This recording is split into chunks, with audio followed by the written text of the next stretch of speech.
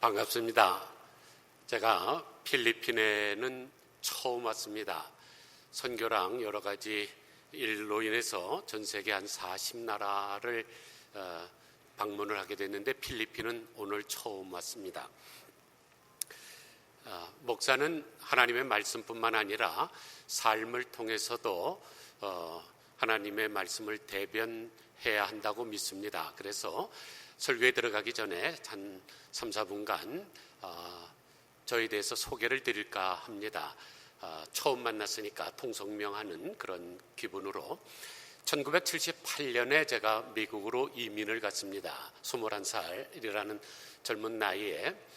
당시는 인천공항이 건축 시작도 안 했던 때죠. 김포항밖에 없었습니다. 그리고 워낙 당시는 한국 경제가 어려웠기 때문에 미국 이민 가는 사람 비행기표를 월부로 해줬습니다. 16개월 월부로 미국에 도착해서 조금씩 갚을 수 있도록 하던 그런 시절입니다. 미국 생활을 하는데 처음 이제 다 차가 있어야 사는 그런 넓은 나라다 보니까 300불짜리 자동차를 샀습니다. 그런데 어떤 사람이 와서 옆에 문을 쾅 받아갖고 이쪽 문이 안 열리는 차, 그러니까 300불이죠.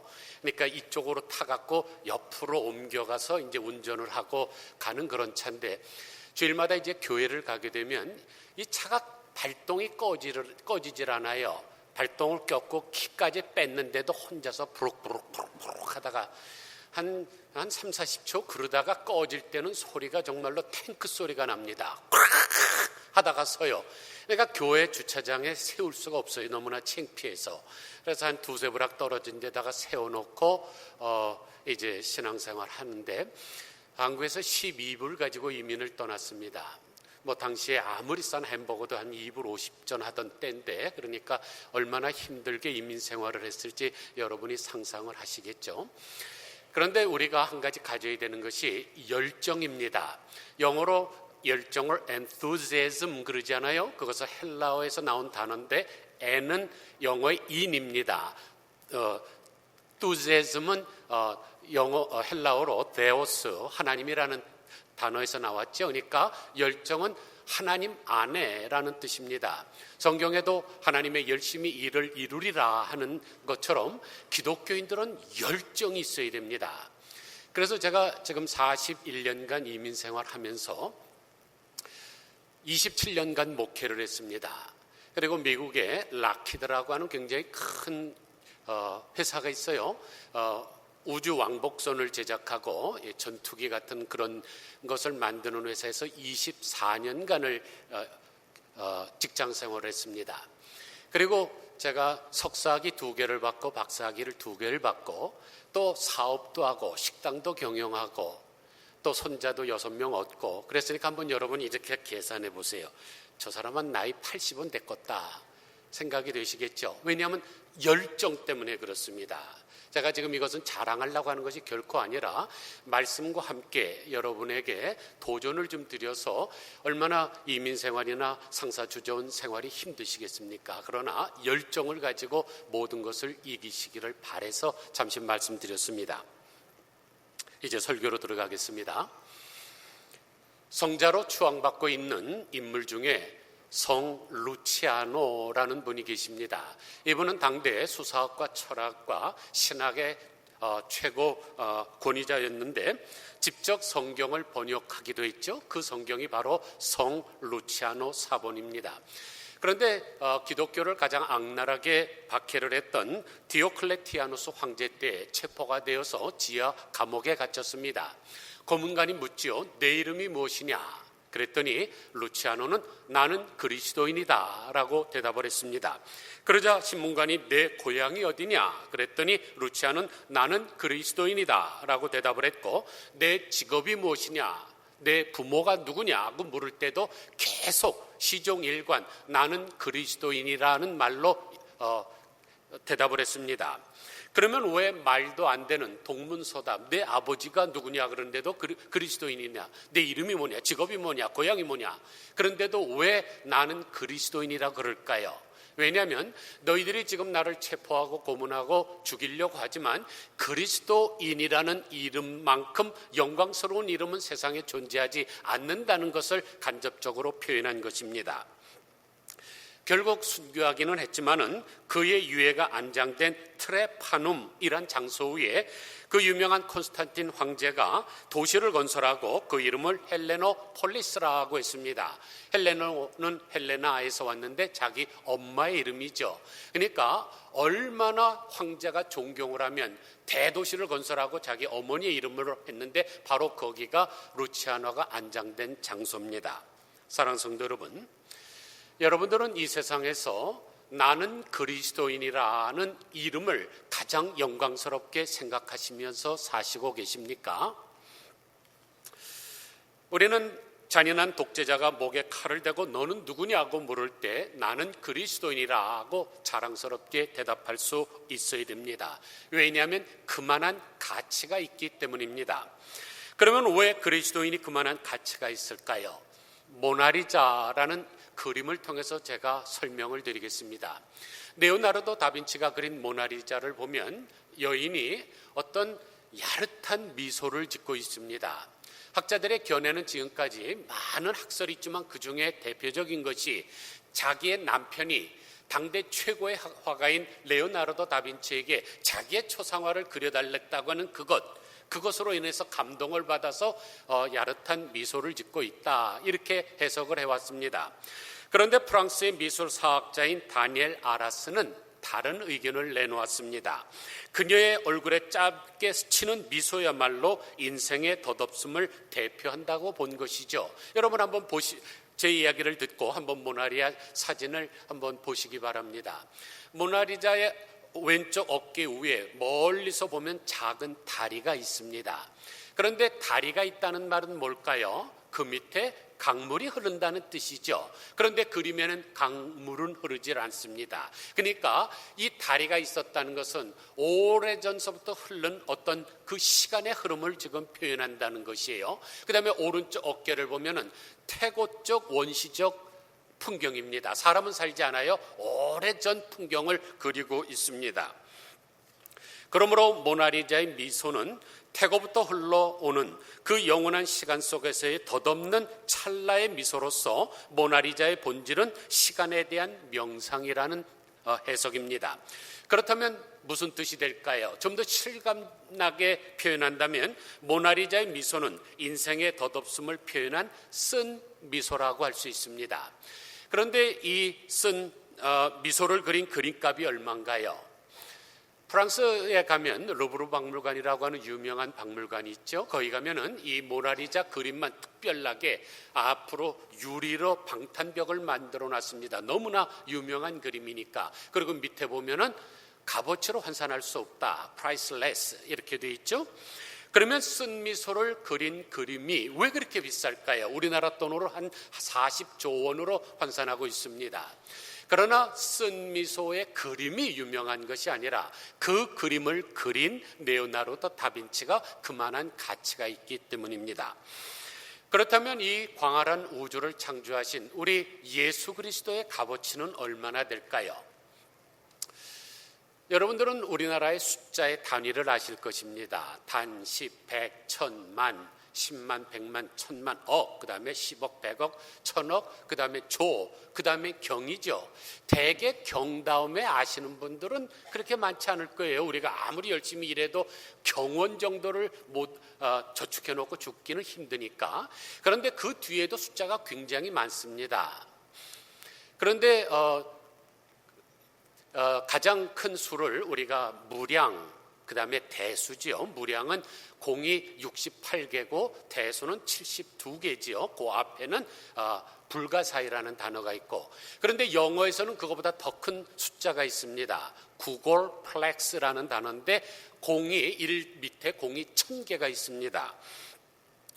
얼마나 숫자가 큰지 밀튼이라는 수학자는 1 뒤를 쓰다가 내가 지칠 때까지 0이 이어지는 수라고 구글플렉스를 설명을 했습니다. 그러면 우리 예수 그리스도의 가치가 공이 한 1000개 정도 되면 될까요? 그렇지 않습니다. 모나리자라는 그림도 물질이 있으니까 그게 40조 원이라 그러지만은 우리 하나님이신 예수 그리스도는 물질 세계만 창조한 게 아니시잖아요. 정신 세계도 창조하시고 영혼도 창조하시고 시간도 창조하시고 또한 부활도 창조하시고 심지어 천국까지 창조하신 분입니다. 그러므로 예수님은 값으로 환산할 수가 없습니다. 그렇다면 우리는 어떡할까요? 우리는 어떨까요? 우리를 가리켜서 그리스도인 그러죠. 영어로 크리스찬 그럽니다. 신약 성경을 기록한 헬라어로는 크리스티아노스라고 되어 있습니다. 이 크리스티아노스 뒤에 아노스가 붙으면 뭐뭐뭐에게 속한이란 뜻이죠. 우리는 그리스도에게 속한 사람들입니다. 그러면 그리스도에게 속한다는 뜻이 뭘까요? 얼마 전에 태국의 공주가 어떤 기념 행사에서 이 개막식을 하면서 노란색 리본을 딱 잘랐습니다. 그때 12만 8천 달러를 받았습니다. 미국에 처음 이민 간 사람들을 여보 남청이라 그랬어요. 여자는 바느질, 남자는 청소. 그래서 여보 남청. 그런데 하루 종일 재봉틀을 돌려봐야 한 20-30불 받지요. 그러다가 재봉틀에 박혀서 막 피가 나고 그렇게 힘들게 살았습니다. 그런데 태국의 공주는 가위질 딱 한 번 하고 12만 8천 불. 왜 그럴까요? 그 여자가 미스 타일랜드처럼 잘생겨서 그럴까요? 박사학위를 가져서 그럴까요? 아니죠. 그저 오직 태국 왕실의 일원이라는 것 때문에 그런 돈을 받는 거죠. 값어치가 있기 때문에. 그런데 우리는 어떤 사람들입니까? 이 온 우주를 창조하신 만왕의 왕의 선택받은 아들과 공주들입니다. 그러니 우리가 얼마나 값어치가 있는 존재들이십니까? 그러므로 우리는 거지처럼 살아서는 안 되는 것입니다. 그러면 왜 우리가 그렇게 값어치가 있는 존재일까요? 오늘 본문은 그것을 4가지로 설명하고 있습니다. 첫째로 하나님의 선택된 족속이라는 것입니다. 여기서 족속이라는 단어가 원어로 게노스인데 원래는 혈통이라는 뜻입니다. 제가 평양에서 사시던 양 씨를 가진 아버님과 박 씨를 가진 어머님 사이에서 태어났습니다. 그런데 지금은 아니죠. 지금은 하나님의 혈통을 가진 사람입니다. 그리스도 안에 있으면 누구든지 새로운 피조물이기 때문이죠. 우리는 그러므로 혈통이 바뀌어서 천국 시민권을 가진 사람들입니다. 미국에서 백인들이 멕시코 사람들을 좀 비하를 합니다. 그래서 이제 그들을 좀 비하하는 말로 부를 때 웻백이라고 불러요. 웻백. 웻은 젖었다는 뜻이고 백은 등이라는 뜻 아니에요? 왜 그 나라 사람들을 젖은 등이라고 부를까요? 이유가 있습니다. 지금 트럼프 대통령이 미국과 멕시코 국경에 높은 장벽을 세운다 이런 것 때문에 굉장히 시끄럽지 않습니까? 그런데 미국과 멕시코 사이에 국경선에 강이 하나 흐릅니다. 리오 그란데라는 강인데 멕시코 사람들이 미국의 영주권을 얻기 위해서 그 강을 도강을 하다가 많은 사람이 빠져 죽습니다. 그런데도 미국에 오질 못해서 그렇게 힘들어하는 사람들이 있죠. 그러나 우리는 천국 시민권을 가진 사람들입니다. 우리가 천국에 들어갈 때 공항에서 투시기를 통과해야 되고 지문을 찍어야 되고 여권을 검사하고 이런 거 없습니다. 예수 그리스도가 우리를 영접하러 나오실 정도로 우리는 하나님의 선택받은 존재들입니다. 그러니 얼마나 자부심을 가지고 살아야 될까요? 요한복음 15장 16절을 보면 너희가 나를 택한 것이 아니요 내가 너희를 택하여 세웠다 그랬습니다. 이어서 에베소서 1장 4절에서는 곧 창세전에 그리스도 안에서 우리를 택하사 그랬습니다. 우리를 언제 택했다고요? 창세전에 벌써 우리를 택하셨대요. 전능하신 하나님, 이 시간의 시공을 초월하시는 하나님, 그 하나님께서 우리를 창조전에 이미 선택을 하셨습니다. 그러면 선택을 할 때 어떻게 했을까요? 여러분 시장에 가서 장을 보실 것입니다. 분명히 요즘 같으면 미국에서 1달러에 파 뭉치 이렇게 파 한 10단씩 고무줄로 이렇게 묶어놓은 거 한 9단을 줍니다. 여기 와서 들으니까 이 필리핀은 채소값이 비싸다 그러더라고요. 그건 저에게 굉장히 의아하게 들렸습니다. 이렇게 습기가 많고 날씨가 더워서 채소값이 굉장히 쌀이라 그랬는데 그렇게 말씀하지 않더라고요.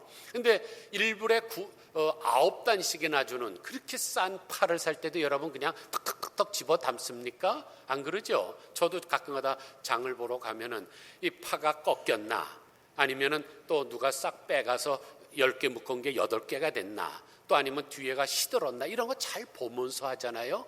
하나님이 우리를 선택할 때 그냥 막 주워 다 먹겠습니까? 그만큼 우리는 하나님의 눈에 고귀한 존재들이죠.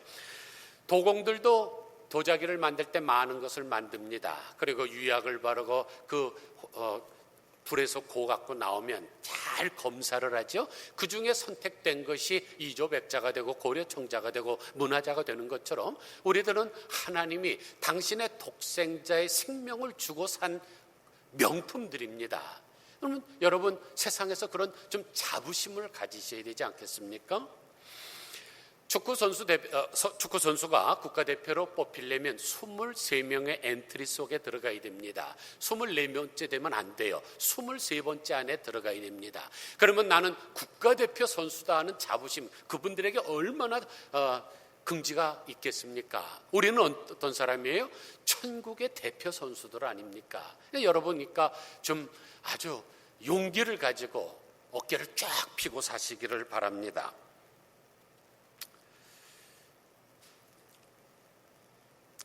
이런 자부심은 좋은 가문의 출신이라든지 명문대학을 나온 것보다 더 높은 차원의 자긍심입니다. 그래서 베드로후서 1장 10절을 보면 그러므로 형제들아 더욱 힘써 너희 부르심과 택하심을 굳게 하라 그랬습니다.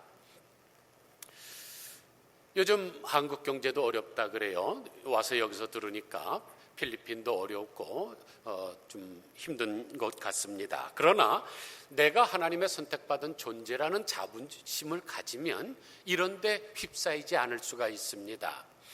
세상에는 두 종류의 사람이 있죠. 온도계와 같은 사람이 있고 온도 조절계와 같은 사람이 있습니다. 온도계와 같은 사람은 감정의 기복이 굉장히 심합니다. 조석변으로 바뀝니다. 아침엔 시원하다가 저녁에는 덥고 짜증나면 막 화내고 이런 사람이 있죠. 그런데 온도 조절계와 같은 사람은 그렇지 않습니다. 성령께서 나를 조절해 주기 때문에 세상에 이런 물결에 휩싸이지 않습니다. 뒤에서 누가 나를 욕을 해도 까딱없습니다. 저는 저보러 어떤 사람이 go to hell, 지옥에 가라 그래도 전혀 흔들리질 않아요. 안 갈 거 아니까. 하나님이 나를 어떻게 선택을 해줬는데 그런 자부심이 있으니까 모든 일에 자신감이 충만합니다. 여러분 이시 조선시대 때 사육신과 생육신 12명의 충신이 있었다는 거 잘 아시죠? 그중에 신숙주와 같은 사람은 변질됐다 그래서 숙주나물이 너무나 쉽게 변해서 이름을 숙주나물이라 그러지 않습니까? 그런데 조선시대 땐 72년이라는 충신들이 있었습니다. 이분들이 너무너무 충성스러우니까 이시조선을 창건했던 이성계가 그분들을 등용하려고 나오라 그래도 이 사람들이 안 나와요. 그리고 어디로 갔냐면은 개성 인근에 있는 두문동이라는 곳으로 집거를 했습니다. 아무리 나오라 그래도 나오질 않으니까 불을 지르면 나오겠지. 그리고 이성계가 그 마을 전체를 불을 질렀습니다. 그런데 한 사람도 나오지 않고 다 타 죽었죠. 우리는 두 임금을 섬길 수 없다고 했기 때문입니다. 그래서 지금도 개성에 가면 두문동 비가 있는데 거기서 나온 단어가 두문불출이라는 단어입니다. 우리가 어디 갔다가 나오지 않는 사람을 두문불출한다 그러죠. 바로 거기서부터 했습니다. 성경에서도 말씀하시기를 우리는 하나님과 재물을 겸하여 섬길 수 없다 그랬습니다. 성경에서 없다 그런 것은 굉장히 강력한 표현입니다. 이것은 하나님께서 마그나 칼타처럼 완전히 도장을 찍은 거죠. 그건 누구도 변개할 수 없습니다.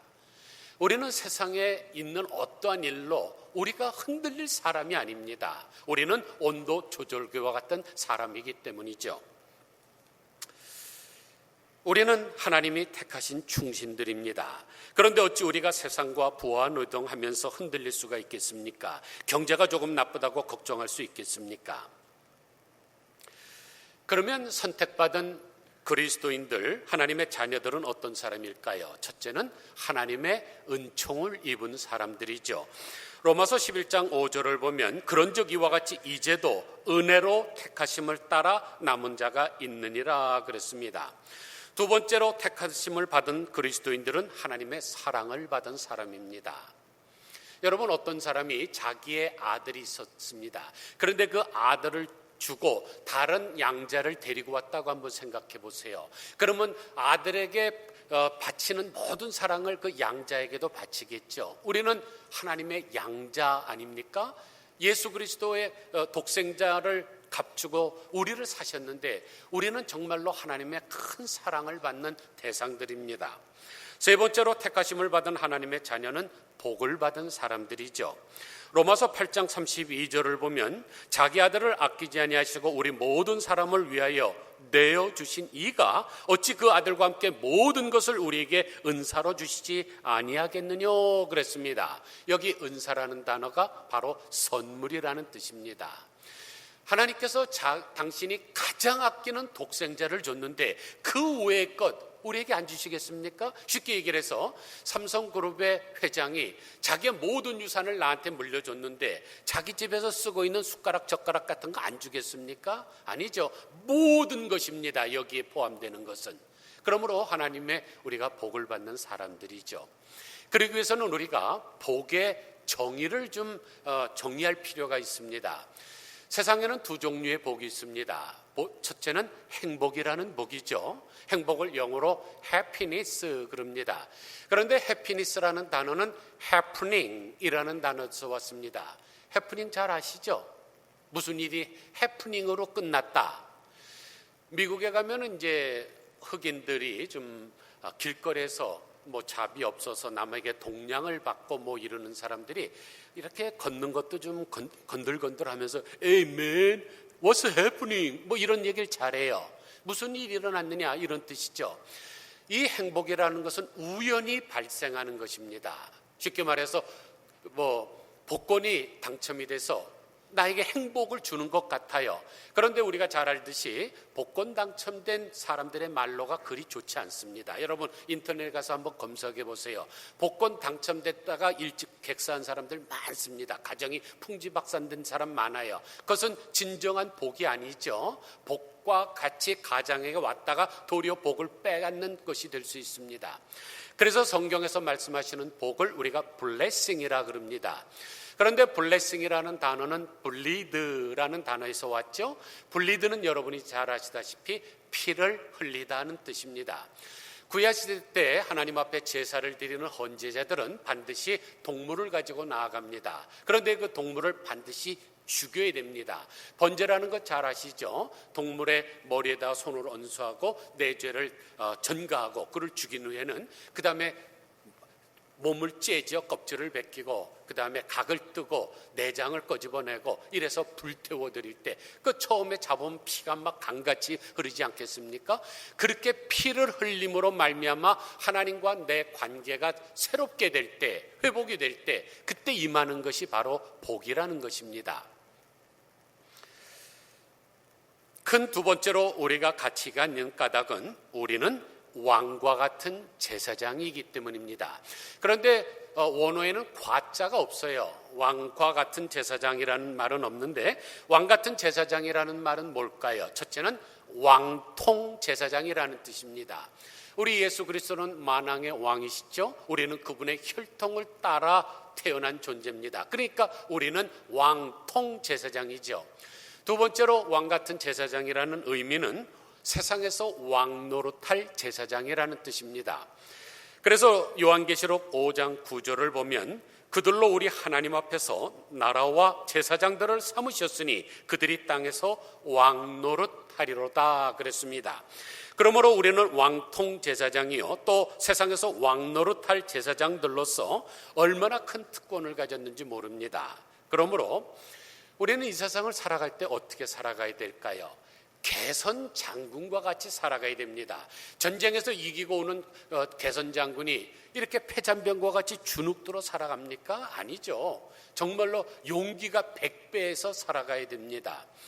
사회심리학에서도 이미 증명된 사실입니다. 말을 해도 좀 자신 있게 말하고 시선도 좀 부리부리하고 걸어도 좀 빠른 걸음으로 걷는 사람이 성공할 확률이 수십 배 높습니다.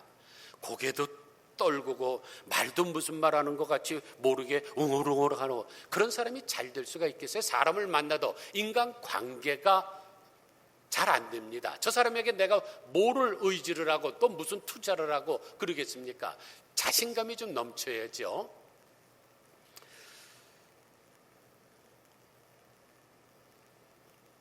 세 번째는 거룩한 나라이기 때문입니다. 그런데 성경에서 거룩이라는 단어는 구별됐다는 뜻이죠. 세상에 수많은 빌딩들이 있습니다. 그런데 하나님 앞에 예배드리는 것을 성전이라 그러죠. 거룩할 성자를 써서. 왜냐하면 구별됐기 때문입니다. 또 세상에 물건들이 많이 있습니다. 여기 지금 컵이 있는데 세상에서는 그냥 컵입니다. 그러나 이건 성물이죠. 하나님 앞에 구별된 거. 사람은 구별됐다 그래서 성도라고 하는 것이고요. 그런데 여기 보니까 거룩한 나라라 그랬습니다. 거룩한 백성이라고 하지 않고 이유가 있어요. 여러분 서울특별시 정동에 가면 각 나라 대사관들이 쫙 즐비하게 있습니다. 그런데 그 대사관들이 대한민국 영토 안에 있습니다. 그러나 그들은 대한민국의 통치권을 받지 않습니다. 치외 법권을 가 있죠. 우리도 마찬가지예요. 우린 그리스도에게 속한 사람들로서 비록 이 땅에 죄로 오염된 땅 위에 발을 딛고 살지만 우리는 하나님의 통치를 받는 사람들입니다. 여러분 주기도문을 할 때 나라 임하옵시며 옛날 주기도문에 그렇게 번역이 되어 있죠. 나라 좀 그 번역을 고쳐야 됩니다. 왜 바실레이아라는 단어를 사용을 했을까요? 지금으로 우리가 번역을 할 때 우리가 사용하는 나라라고 해석하면 잘 이해가 안 됩니다. 이 바실레이아라는 단어는 왕국이라는 단어 아닙니까? 왕국은 누가 다스려요? 왕이 무소불위적인 권위를 가지고 다스리는 나라입니다. 그러니까 나라가 임하게 하옵소서, 그 얘기는 하나님의 통치가 지금 임해 주셔서 나를 다스려 달라는 그런 뜻입니다. 우리가 비록 이 땅에 살고 있지만 우리는 하나님의 통치를 받는 사람들입니다. 그래서 골로새서 1장 13절을 보면 그가 우리를 흑암의 권세에서 건져내사 그의 사랑의 아들의 나라로 옮기셨으니 그랬습니다. 그러므로 나는 어떤 사람입니까? 이 땅에 파송된 대사입니다. 여러분 주한 미국 대사가 한국에서 눈치나 보고 뭐 이렇게 기웃기웃 그러고 삽니까? 자기는 치유의 법권으로서 한국의 통치권을 받지 않고 뒤에 누가 있어요? 미국의 대통령이 있습니다. 그런데 우리는 우리 뒤에 누가 있습니까? 만왕의 왕, 만주의 주 대신 하나님이 있는데 뭘 두려워하십니까? 여러분 대사들을 옆에서 호위하고 사이드카 가고 막 이러지 않아요? 우리는 하나님이 보호하시는 사람들입니다. 아람 군대가 쳐들어왔을 때 도단성을 완전히 포위했을 때 엘리사가 뭐라 그래요? 걱정하지 말라. 우리와 함께 하신 하나님의 군대가 저들이 함께한 군대보다 많다 그러지 않습니까? 넷째로 우리가 같이 있는 까닭은 하나님의 소유된 백성이기 때문입니다. 그런데 여기서 우리가 깨달을 게 있어요. 우리가 하나님의 소유가 된 이유가 세 가지입니다.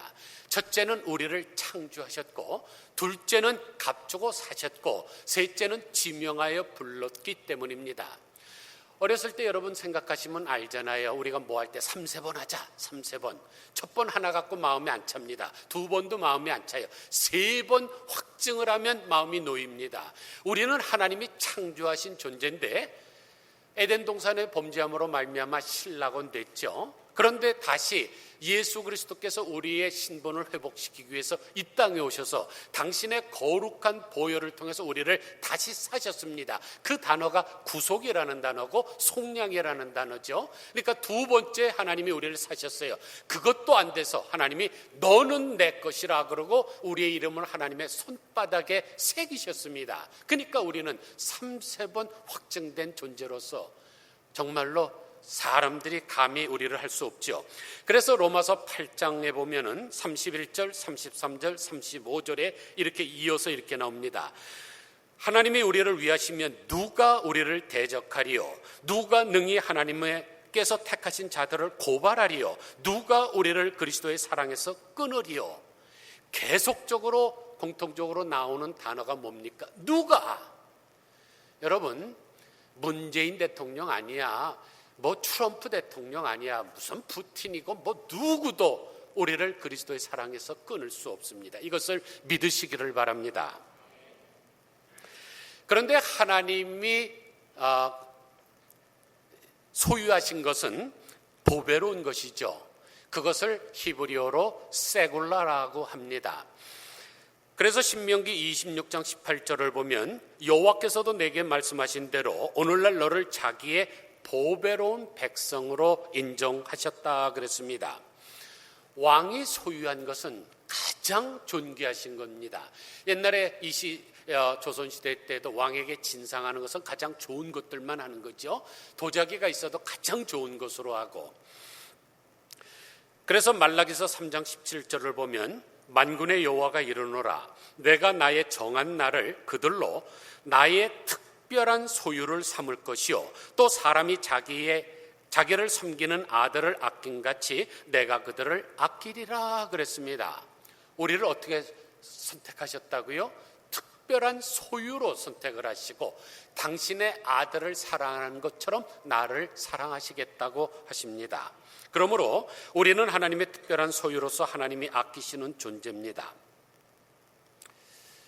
그러면 우리가 이렇게 네 가지 특별한 특권을 받은 사람으로서 어떻게 살아가야 될까요? 특별한 존재는 특별한 사명이 있습니다. 그것을 우리가 노블레스 오블리지라고 보통 표현하죠. 귀족의 의무. 이 단어가 나오게 된 연유가 있습니다. 14세기 때 영국과 프랑스가 100년 전쟁을 했습니다. 얼마나 긴 전쟁입니까? 그런데 마지막 전쟁이 끝날 때쯤 영국의 통치자는 에드워드 3세라는 사람이에요. 프랑스 깔레라고 하는 큰 도시를 포위를 했습니다. 그리고 모든 보급 물자를 차단하고 완전히 씨를 말리도록 그렇게 하니까 결국 견디지 못하고 항복함으로 이제 전쟁이 끝나게 됐죠. 그런데 너무 오랫동안 자기에게 반항을 하니까 에드워드 3세가 아주 화가 났습니다. 그래서 모든 시민의 생명을 보장하는 조건으로 누군가가 그동안의 반항에 대해서 책임을 져야 한다면서 이 도시 대표 6명의 목을 매달아서 처형하겠다 그랬습니다. 이제 일대 위기가 닥쳤죠. 누군가 나서지 않으면 이 도시가 몰살을 할 수 있는 그런 상황입니다. 그때 이 도시의 가장 갑부였던 웨슈타브 드 생피에르라는 사람이 나서서 내가 대표로 처형을 당하겠다 그러고 나섭니다. 그랬더니 시장이 나서고 또 유명한 법률가와 귀족들도 처형에 동참을 했습니다. 이제 그 다음날 아침에 대해서 이 목에 매는 줄을 매고 나타나니까 놀란 게 누가 놀랬냐면 에드워드 3세가 놀랐습니다. 왜냐하면 이 겁쟁이들 그렇게 대표적으로 자기가 대신해서 죽겠다고 나서는 사람이 없을 줄 알았는데 그래서 그것에 감동을 받아갖고 그것을 사면을 시켰는데 그때 나온 단어가 바로 노블레스 오블리지라는 단어입니다. 지금도 프랑스의 깔레라는 도시에 가면 깔레 시민이라고 하는 큰 동상이 있습니다. 생각하는 사람이라는 그 조각을 만든 로댕이 만들었는데 요담에 한번 가시면 가만히 한번 보세요. 보통 동상이라고 하는 것은 높은 좌대 우위에 세워놓습니다. 이순신 장군, 세종대왕 동상을 연상하시면 알죠. 사람들이 우러러보게 만듭니다. 그런데 깔레 시면은 평지에다 만들어놨습니다. 그러면 생각하는 사람을 만든 그 유명한 조각가 로댕이 생각 없이 만들었을까요? 아니면 돌이 없어서 못 올려놨을까요? 그게 아니죠. 의도적으로 만들었는데 목적은 뭘까요?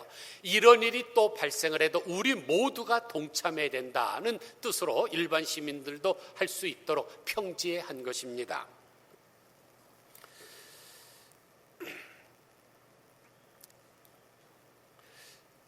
이 노블레스라는 단어가 프랑스 말로 숱하게 벼슬을 말합니다.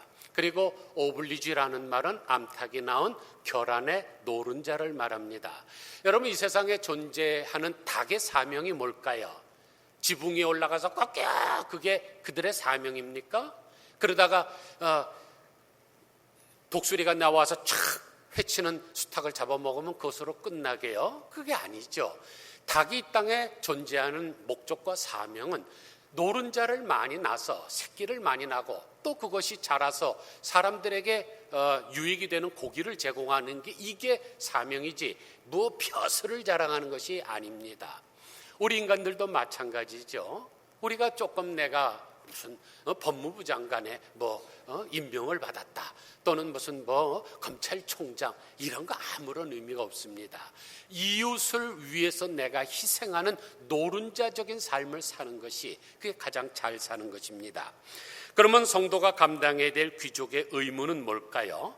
오늘 본문 그 네 가지 특권 바로 뒤에 이어서 나옵니다. 이는, 여러분 성경을 읽으시다가 항상 이는 이라는 단어가 나오면 왜냐하면 이라는 접속사입니다. 왜냐하면 너희를 어두운 데서 불러내어 그의 기이한 빛에 들어가게 하신 이의 아름다운 덕을 선포하게 하려 하심이라.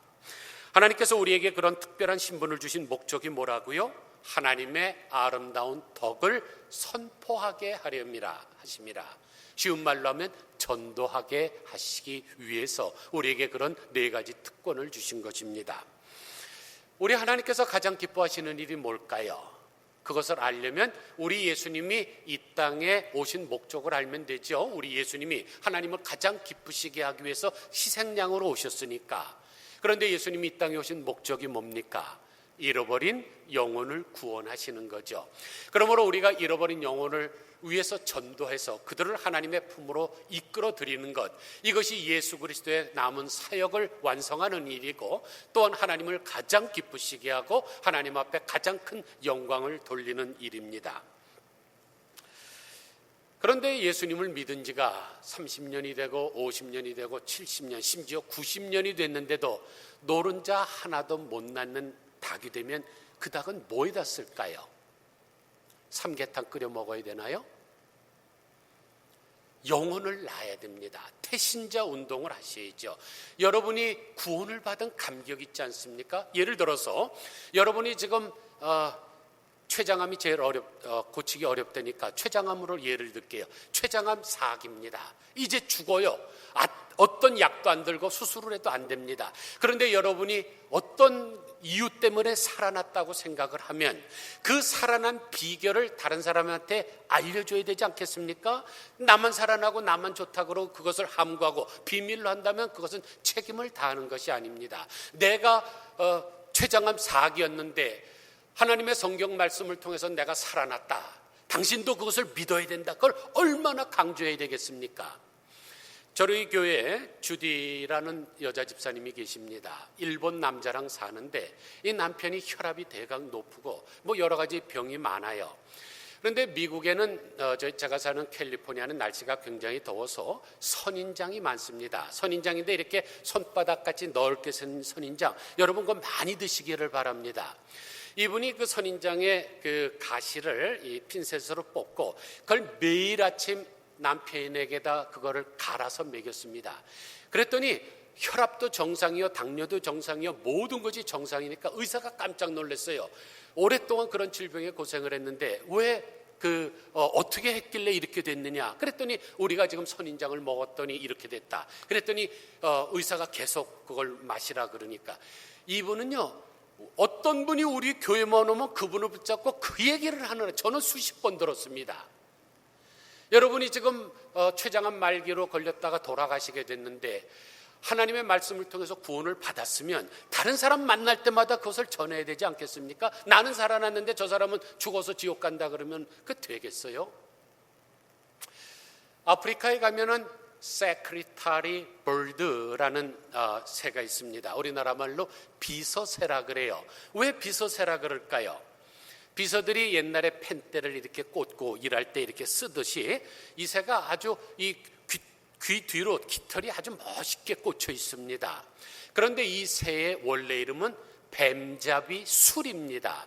독수리의 독수리, 뱀을 얼마나 잘 잡는지 뱀잡이 수리, 높은 하늘을 날고 있다가 저 밑에 뱀이 있으면 쏜살같이 내려가서 잡아서 먹습니다.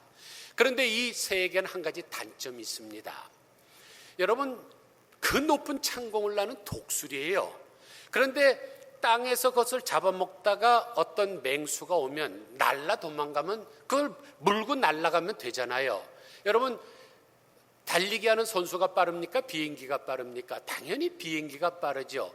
창공을 날르는 독수리가 그냥 날아가면 자기 안 죽습니다. 그런데 먹다가 뭐 표범 같은 게 오면은 당황해갖고 막 쩔쩔쩔쩔 매고 잊어버려요. 자기 본물을 잊어버려요. 날릴 수 있다는 것을 잊어버리고 뛰다가 잡혀 먹습니다. 우리 그리스도인들이 그런 모습인 것 같아요. 우리는 하늘에 속한 사람들로서 창공을 나는 하나님의 백성입니다. 그런데 잠시 이 땅에서 사는데 그 신분을 잊어버려갖고 조금만 어려운 일이 닥치면은 뒤뚱뒤뚱하고 헐레벌떡하고 이러다가 사탄의 밥이 되고 마는 것은 아닌가, 참 걱정스럽습니다. 여러분, 대통령이 자기가 해야 될 일은 안 하고 나는 대통령이다 에헴 하면서 해외 순방이나 다니고 그러면 탄핵을 당하는 거죠. 우리도 마찬가지로 하나님께서 4가지 특별한 신분을 주시면서 우리에게 맡겨준 사명이 있습니다. 그게 바로 전도하는 일입니다. 그것은 안 하고 세속 일에 바쁘면 이 다음에 주님 만날 때 어떻게 만나겠습니까? 예수님께서 부활승천하시면서 유언과 같이 남기신 말씀이 너희는 온 천하에 다니면서 만민에게 복음을 전파하라 그랬습니다. 사랑하는 성도 여러분, 조금 아까 말씀드린 대로 귀족에게는 그게 상응되는 고귀한 의무가 있는 법입니다. 그런데 사도행전 20장 24절을 보면 사도 바울이 이렇게 천명을 합니다. 내가 달려갈 길과 주 예수께 받은 사명 곧 하나님의 은혜의 복음을 증언하는 일을 마치려 하면은 나의 생명조차 조금도 귀한 것으로 여기지 아니하노라. 여러분, 이 구절을 오늘 결론으로 드리고 싶습니다. 여러분의 마음에 새기시기를 바랍니다. 사도 바울이 뭐라 그래요? 하나님이 나에게 맡겨준 사명을 마치려 하면은 나의 생명을 조금도 귀한 것으로 여기지 아니하노라. 그러면 생명이 귀하다는 말씀입니까? 사명이 귀하다는 말씀입니까? 생명보다 귀한 것은 사명입니다. 생명은 우리가 이 땅에서 이제 조만간 마감하는 때가 오는 거죠. 그러나 하나님이 나에게 맡겨준 이 사명, 그것은 또 천국 가서 여러분 계산하는 날이 오죠. 예수님 성경에 보면 회개하는 날이 온다는 말씀 여러 번 나오지 않습니까? 성경에 보면은 우리가 심판대 앞에 서리라 그럽니다. 우리는 하나님의 나라에서 심판대 안 섭니다. 그것은 하나님을 믿지 않는 사람이 서는 것이죠. 그 단어 심판대라고 번역된 단어가 원래는 시상대입니다. 당시 사도 바울이 활동하던 시대 때 4가지 큰 운동 경기가 있었죠. 거기서 입상한 사람이 받는 것이 바로 그 심판대라고 번역된 시상대입니다.